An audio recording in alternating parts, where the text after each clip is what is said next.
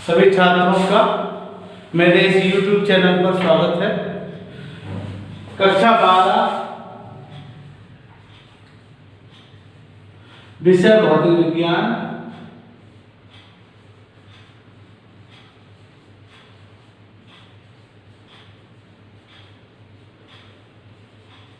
पाठ 1 वैद्युत आवेश तथा क्षेत्र। इस पाठ को आगे बढ़ाते हुए आज हम चर्चा कर रहे हैं कूलाम के नियम का सदिश निरूपण। कूलाम के नियम का सदिश निरूपण। कूलाम का नियम दो स्थिर बिंदु आवेशों के मध्य कार्य करने वाले बल के संबंध में है और इसका जो अदिश निरूपण है वो दो आवेशों के बीच लगने वाले बल के परिणाम के विषय में तो जानकारी देता है, परंतु बल के दिशा के विषय में कोई जानकारी नहीं देता। अतः चूंकि बल जो होता है हमारा वो बेटा सदिश राशि होता है, बल जो होता है वो सदिश राशि होता है, इसलिए कूलाम के नियम को सदिश रूप में लिखना अधिक उपयोगी होगा। तो हमने मान लिया कि हमारे पास दो स्थिर बिंदु आवेश हैं, ये आवेश Q1 हो गया और ये आवेश Q2 हो गया, और सदिश निरूपण को हम त्रिविमीय गति के रूप में अंतरा आकाश में मानते हैं और अंतरा आकाश की स्थिति में तीनों अक्षों के विषय में जानकारी मिलती है। तो ये मान लिया हमारी x अक्ष है, ये y अक्ष है और ये हमारी z अक्ष है। इन दोनों आवेशों की इस मूल बिंदु से दूरी r1 वेक्टर और ये r2 वेक्टर। हम पीछे लौट जाते हैं फर्स्ट ईयर में, बेटा आपने कुछ इस तरह से सदिश पढ़े थे, ये दो वेक्टर और ये इनका परिणामी रिजल्टेंट, और ये जो परिणामी था ये वेक्टर ए और वेक्टर बी, तो इनकी दिशा विपरीत है, तो ये vector A plus vector B के बराबर ये परिणामी था। अगर ये इसकी दिशा को हमने विपरीत वेक्टर में कर दिया था, कुछ इस तरह से कर दिया था, तो इसका जो परिणामी था वो a माइनस बी के रूप में प्रदर्शित हुआ था। अब यहाँ पर ये जो परिणामी है Q1 और Q2, तो इनके बीच की दूरी हमने मानी R12, पहले आवेश से दूसरे आवेश के बीच की दूरी, और दूसरे आवेश से पहले आवेश के बीच की दूरी R21 मान ली हमने। तो ये क्या हो गया, ये हमारे दो वेक्टर हो गए, उनका ये क्या हो गया, परिणामी हो गया। और ये जो परिणामी है R12 या R21, ये क्या हो जाएगा, ये इन दोनों के अंतर के बराबर हो जाएगा। तो पहले जो पढ़ा है वो R2 माइनस के R1 हो जाएगा और R21 जो है वो R1 माइनस के R2 हो जाएगा। अब हमने एकांक सदिश पढ़ा था, हमने क्या पढ़ा था, एकांक सदिश। तो एकांक सदिश को हम a कैप से प्रदर्शित करते थे, यहाँ पर हम दूरी नाप रहे तो हम r कैप से प्रदर्शित कर रहे हैं, r कैप। और r कैप बराबर हमने लिखा था कि वेक्टर r जो होगा और वेक्टर r का जो परिणामी होगा उसका जो अनुपात होता है उसको हम एकांक सदिश कहते हैं। ये क्या हो गया हमारा, एकांक सदिश हो गया, एकांक सदिश हो गया। और कूलाम के नियम से लगने वाला बल क्या होता है, दो बिंदु आवेशों स्थिर आवेशों के बीच लगने वाला जो बल होता है वो उन दोनों आवेशों के गुणनफल के अनुपाती और उनके बीच की दूरी के वर्ग के व्युत्क्रमानुपाती होता है। ये बात क्लियर हो गई कि दो हमारे आवेश हो गए अंतरा आकाश में व्यवस्थित है, यानी कि तीनों अक्षों में, ये उसका मूल बिंदु हो गया। मूल बिंदु से प्रथम आवेश की दूरी r1 हो गई, द्वितीय आवेश के बीच की दूरी r2 हो गई, और दोनों आवेशों के बीच की दूरी Q1 के सापेक्ष r12 हो गई और Q2 के सापेक्ष r21 हो गई।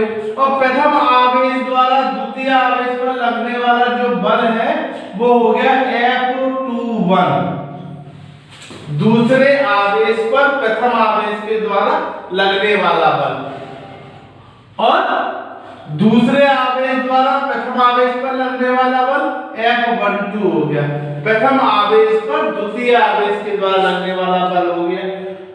ठीक, और इस बेसिक जानकारी को लेकर हम आगे की चर्चा प्रारंभ करते हैं। माना दो स्थिर बिंदु आवेश Q1 और Q2 के स्थिति सदिश R1 व R2 में जैसे चित्र में दिखाई पड़ रहा है। आवेश Q1 से Q2 की ओर स्थिति सदिश हो जाएगा AB। इन बिंदुओं को हम मान लेंगे A और B। ये बिंदु हमारा A और ये बिंदु हो गया हमारा B।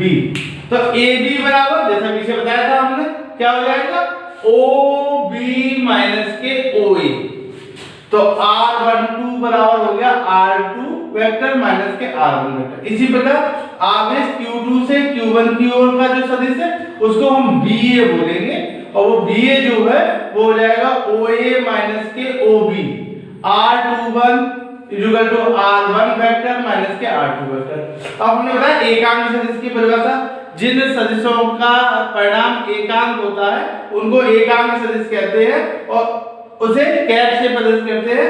तो इन सदिशों के कौन कौन से सदिश R21 और R12 के जो एकांक सदिश है वो क्या हो जाएंगे, वो हो जाएंगे R12 वेक्टर बटे R12 और R21 का एकांक सदिश हो जाएगा R21 वेक्टर बटे R21। आवेश Q2 द्वारा Q1 पर जो लगने वाला बल है वो है F12 और कूलॉम का नियम क्या है, दो स्थिर बिंदु आवेशों के बीच कार्य करने वाला आकर्षण बल उन दोनों आवेशों के परिणाम उन दोनों आवेशों के गुणनफल के अनुपाती तथा उनके बीच की दूरी के वर्ग के व्युत्क्रमानुपाती होता है।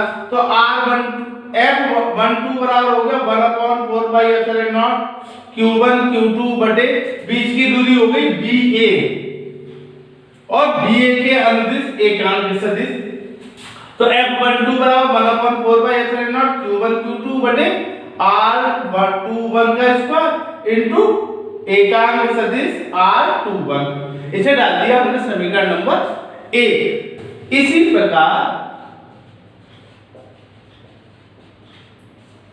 इसी प्रकार हम आवेश Q1 द्वारा Q2 पर लगने वाले वैद्युत बल F21 बराबर क्या हो जाएगा बेटा, इसी के अनुसार हो जाएगा 1/4 pi epsilon not Q1 Q2 बटे। अब प्रथम आवेश से द्वितीय आवेश के बीच की दूरी क्या है R21, तो R12 square into R12 cap. इसे डाल देंगे समीकरण नंबर 2। अब हम क्या देख रहे हैं, दोनों आवेशों के बीच की जो दूरी है वो R12 है और R21 है। Q1 के सापेक्ष 12 है और Q2 के सापेक्ष 21 है। लेकिन ये दूरी कैसी है, आपस में बराबर, यानी कि चित्र से हम क्या जानना है कि R21 जो है वो R12 के बराबर है, परंतु दिशा में क्या है, विपरीत है। अतः समीकरण 1 व 2 से क्या जानकारी मिली, कि समीकरण 1 व 2 से F21 जो है वो F12 के बराबर है, परंतु दिशा विपरीत है, इसलिए क्या चिन्ह लगा देंगे, ये चिन्ह लगा देंगे माइनस का। और ये नियम क्या है, ये नियम है न्यूटन के गति का तृतीय नियम।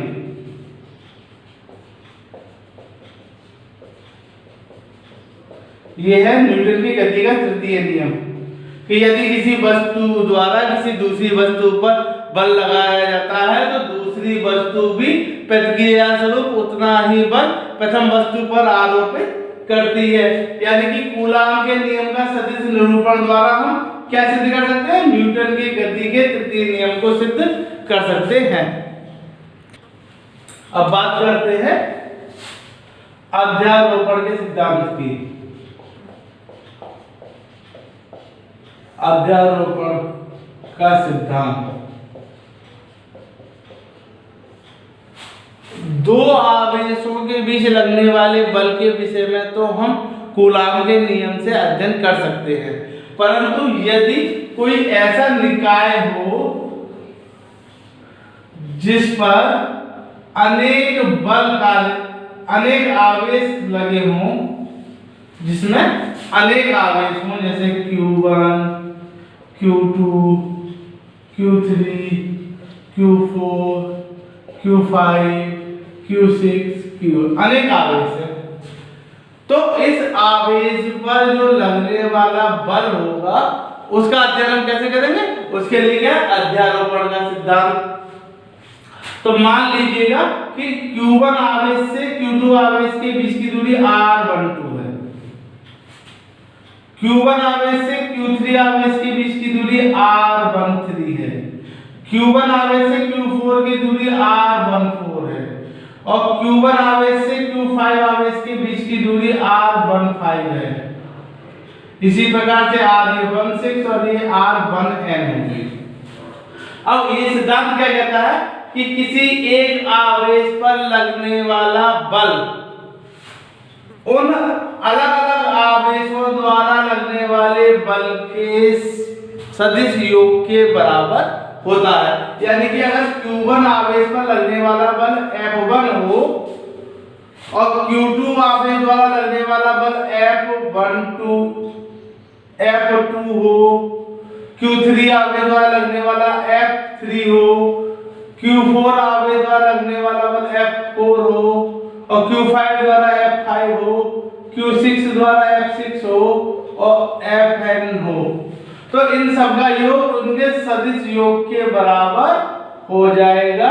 यही अध्यारोपण का सिद्धांत है।